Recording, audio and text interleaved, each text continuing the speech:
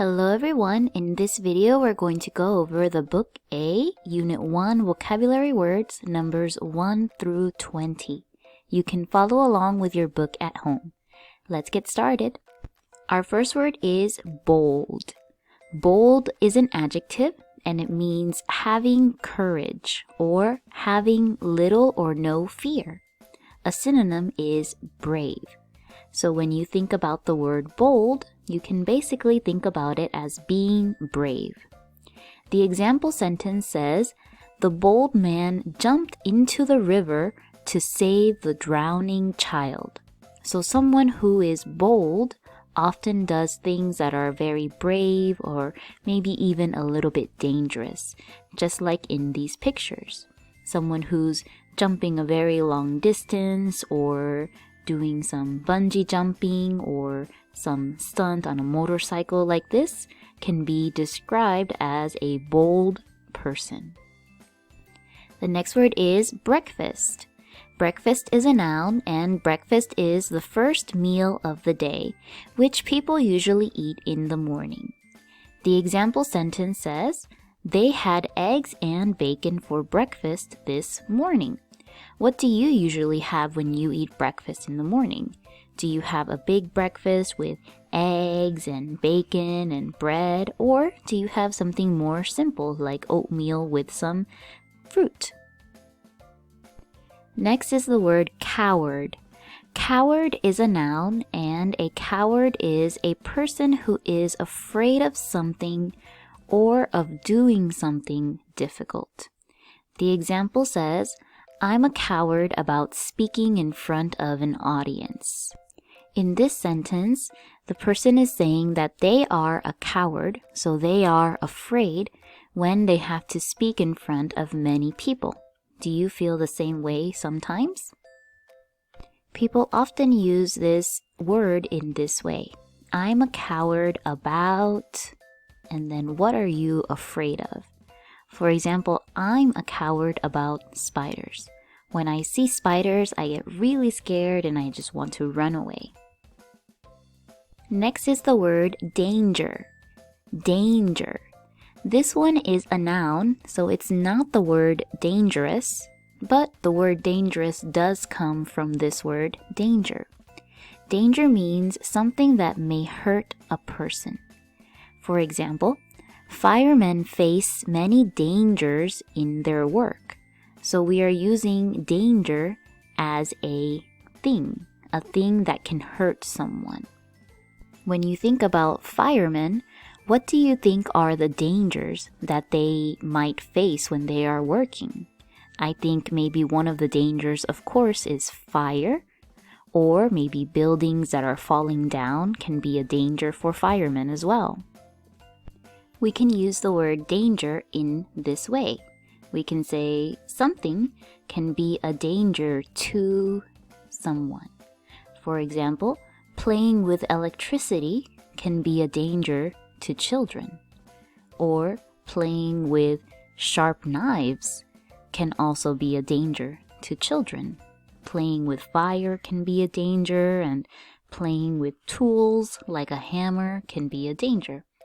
Can you think of any other things that can be a danger to someone? Our next word is empty. Empty is an adjective, and it is when nothing is inside of something. For example, I thought I had put my shoes in the box, but it is empty. And the opposite of empty is full. Have you ever seen this in your mom or dad's car? One side will say E and the other side will say F. Of course, the E means empty, and the F means full. So when you see this going over here to the E side, that means the car is almost empty, and you need to put more gas inside of your car. The next word is flee.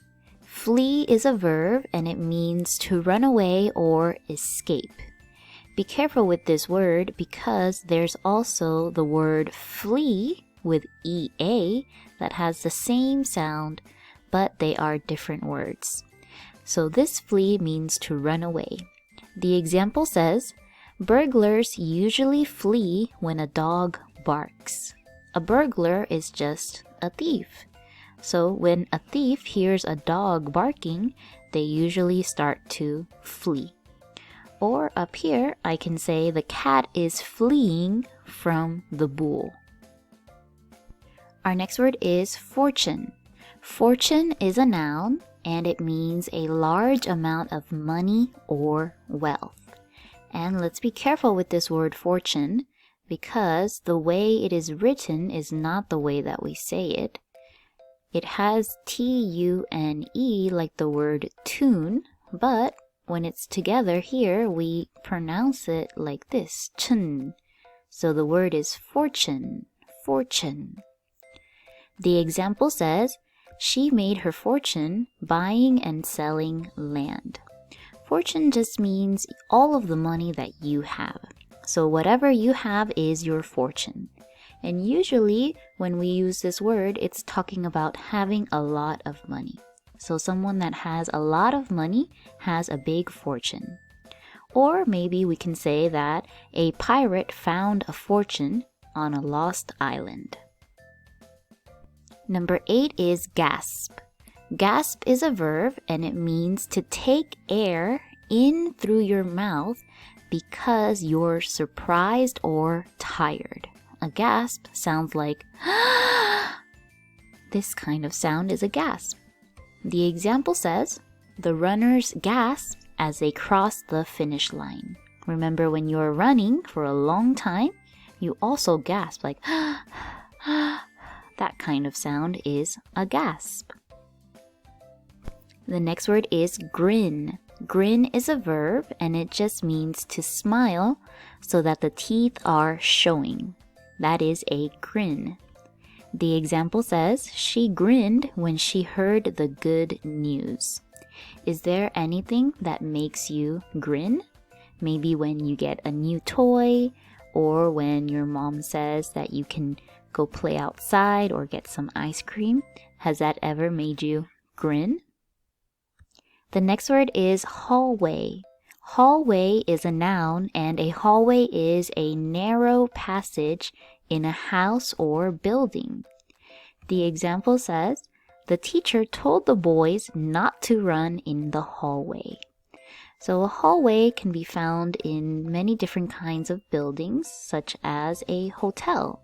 This is the hallway of the hotel. And hallways are just used so that people can walk through the building to get where they need to go. And some homes, usually homes that are larger, also have hallways. We can walk down the hallway to go into the different rooms of the house. The next word is merchant. Merchant is a noun and a merchant is a person who owns a shop or other business and buys or sells things. The example says, many merchants were at the fair selling food, jewelry, t-shirts, and other things. So again, a merchant is just the person who is the owner of a shop and they are selling things to people. So I can say this man is the merchant of this shop. And here she is also the merchant of the shop and she's selling different vegetables at her shop. The next word is palace. Palace is a noun and palace is the official home of a king or queen or other person of high rank. It's basically a fancy home where a king or queen might live. The example says, the palace of the king and queen has more than 200 rooms. Palaces are usually quite large, like this, and they are very beautiful inside. They had many decorations and statues and different forms of lights like chandeliers. I think palaces look very beautiful. Have you ever visited a palace before? Next is the word prepare. Prepare is a verb and it means to make ready. For example, he prepared his house for guests by cleaning.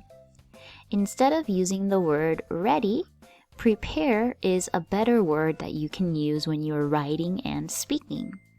Here I can say Mickey Mouse prepared for his trip by packing his clothes.